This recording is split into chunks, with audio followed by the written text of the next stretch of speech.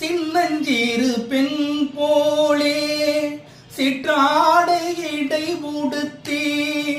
சின்னஞ்சிறு பெண் போலே சிற்றாடை இடை உடுத்தி சிவகங்கை குளத்தருகே ஸ்ரீதூர்க்கை சிரித்திருப்பார் பெண்ணவளின் கண்ணழகை பேசி முடியாது பெண்ணவளின் கண்ணழகை பேசி முடியாது பேரழகிக்கீடாக வேறொன்றும் கிடையாது பேரழகிக்கீடாக வேறொன்றும் கிடையாது